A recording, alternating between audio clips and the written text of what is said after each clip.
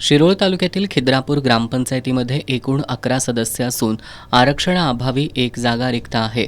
या ग्रामपंचायतीच्या उपसरपंच पूजा पाटील या मनमानी कारभार करत असल्याचा आरोप करत त्यांच्यावर अविश्वास ठराव दाखल करण्यात आला होता. यासाठी विशेष सभा बोलवण्यात आली होती. या सभेत गुप्त पद्धतीनं मतदान प्रक्रिया राबवण्यात आली. पीठासीन अधिकारी तहसीलदार अनिलकुमार हेळकर यांनी सर्व सदस्यांना मतदान प्रक्रिया समजावून सांगितली. मात्र मतदान करताना उपसरपंच पाटील यांचा गोंधळ उडाल्यानं त्यांनी अविश्वास ठरावाच्या बाजूनं मतदान केलं. यामुळे सर्वच्या सर्व सदस्यांनी विरोधात मतदान केल्यानं हा ठराव 10 विरुद्ध 0 असा एकमतानं मंजूर झाला. यानंतर पाटील यांनी केलेली फेरमतदानाची मागणी तहसीलदार हेळकर यांनी फेटाळून लावली.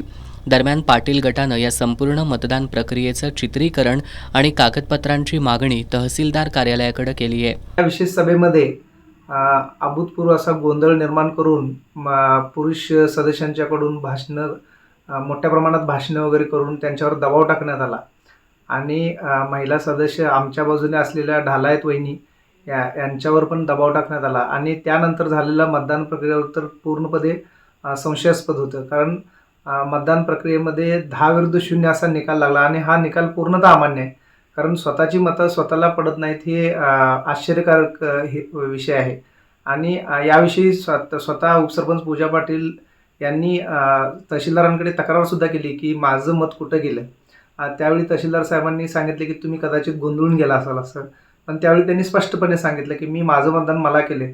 आमच्यासोबत असलेल्या आमच्या सदस्य ढालायत वहिनी असतील किंवा इतर लोक असतील सदस्य असतील त्यांची मतं कुठे गेली. म्हणजे एकाचं जरी मिसमॅच झालं असेल तरी बाकीचे मतदान तरी झालं पाहिजे.